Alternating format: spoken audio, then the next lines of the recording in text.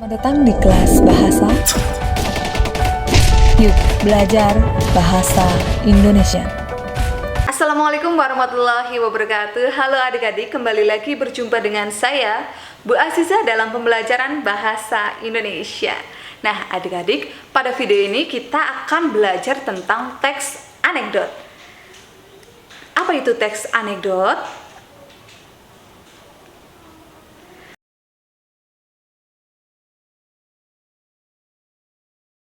Teks anekdot itu merupakan suatu karangan atau cerita lucu yang berisi sindiran atau kritikan.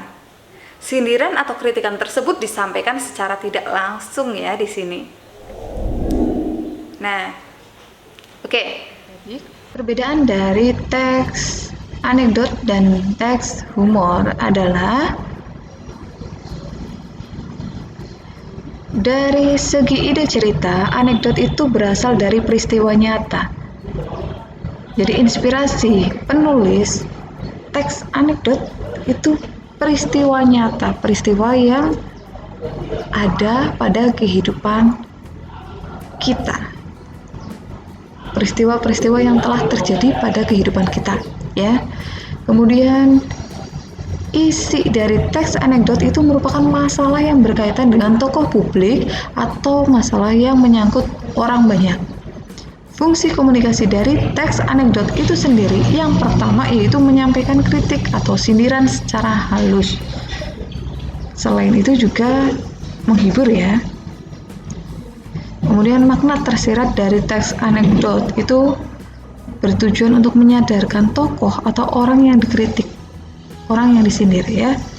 Sedangkan humor, ide ceritanya yaitu rekaan, khayalan si penulis. Isinya merupakan masalah kehidupan sehari-hari yang bersifat umum. Kemudian, fungsi komunikasi dari teks humor itu menghibur, hanya menghibur. Dan teks humor itu tidak memiliki makna tersirat atau pesan tersirat yang ingin disampaikan. Nah adik-adik, struktur teks anekdot itu ada pertama abstraksi, kedua orientasi, ketiga krisis, keempat reaksi, dan yang terakhir adalah kode. Di sini struktur abstraksi, orientasi, krisis, reaksi, koda disusun secara urut. Yang namanya struktur pasti urut ya. Jangan sampai struktur itu kalian acak-acak. Abstraksi di akhir setelah koda, tidak mungkin. Jadi yang namanya struktur itu pasti urut. Abstraksi, untuk strukturnya teks anekdot pasti urut. Pertama abstraksi, yang kedua ada orientasi, ketiga ada krisis, yang keempat ada reaksi, dan yang kelima ada koda. Contoh analisis struktur teks anekdot. Abstraksi itu berisi latar belakang atau gambaran umum dari isi teks. Orientasi itu penyebab terjadinya krisis atau bagian cerita yang mengarah kepada peristiwa utama atau peristiwa intinya. Kemudian krisis itu bagian inti dari suatu peristiwa dalam teks anekdot. Reaksi yaitu tanggapan atau respon berupa mencela atau menertawakan. Dan yang terakhir adalah koda. Koda itu penutup atau simpulan dari teks anekdot. Unsur kebahasan teks anekdot yang pertama yaitu menggunakan kalimat yang menyatakan peristiwa masa lalu. Yang kedua, menggunakan kalimat retoris. Yang ketiga, menggunakan konjungsi yang menyatakan hubungan waktu. Yang keempat, menggunakan kata kerja aksi. Yang kelima, menggunakan kalimat perintah. Dan yang terakhir, menggunakan kalimat seru. Contoh analisis kebahasaan teks anekdot. Adik-adik, di sini ada contoh teks anekdot. Kita akan lihat bagaimana caranya menganalisis kebahasaan teks anekdot yang berjudul Presiden Indonesia Gila. Silakan kalian perhatikan terlebih dahulu pada paragraf 1. Pada paragraf 1 di sini ada kalimat suatu waktu dalam kunjungannya ke Amerika Serikat, Presiden Indonesia keempat terlibat obrolan ringan dengan Presiden Amerika di Gedung Putih. Pada kalimat ini terdapat kalimat yang menyatakan peristiwa masa lalu. Kenapa? Karena ada unsur yang menyatakan peristiwa masa lalu, yaitu suatu waktu.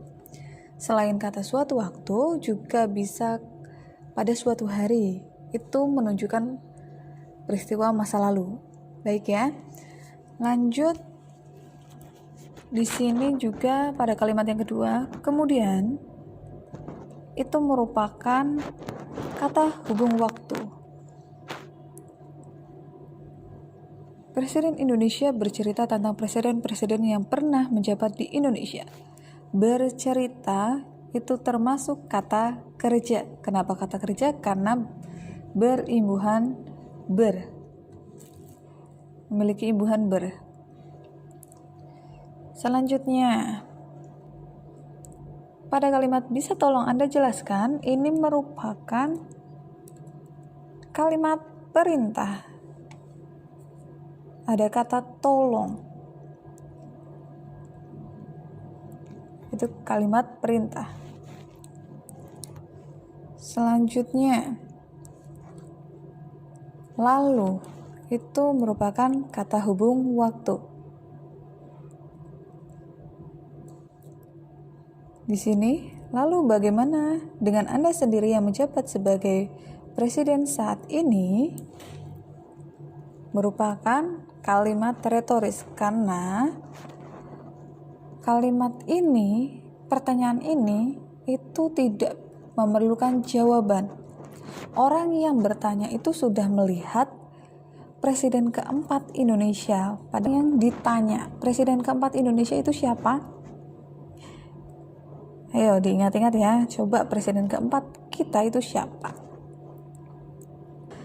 Jadi sebenarnya Presiden Amerika Serikat ini tidak perlu menanyakan pertanyaan yang tidak memerlukan jawaban menurut Presiden yang sedang ditanya oleh Presiden Amerika.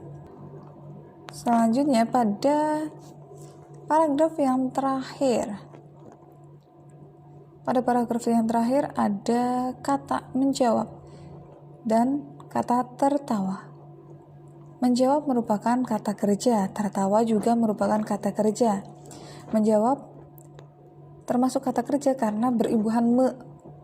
Tertawa termasuk kata kerja karena berimbuhan ter dan bermakna tindakan. Ingat ya, kata kerja itu imbuhannya me, be, di, ter, ke, an, yang maknanya melakukan sesuatu atau tindakan. Lanjut, kalau sekarang ya yang gila yang milih saya. Ini merupakan kalimat seru.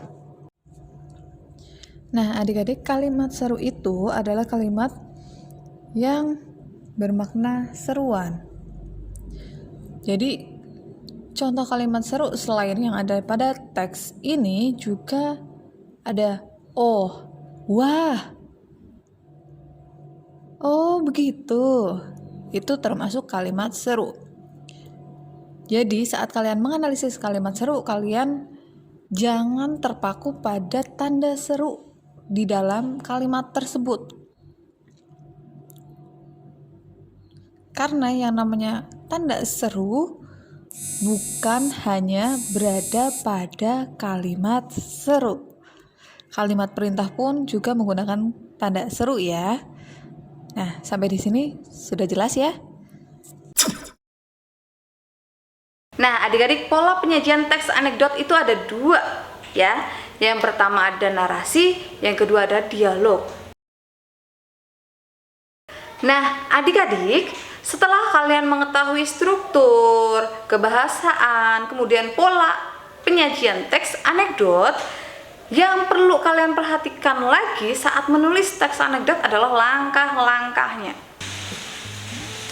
Nah, sebelum kalian menulis teks anekdot ini, kalian harus tahu tema apa yang ingin kalian gunakan, kalian tulis dalam tulisan kalian. Yang kedua, kritikannya itu ingin kalian sampaikan kepada siapa dan bunyi kritikannya ingin seperti apa.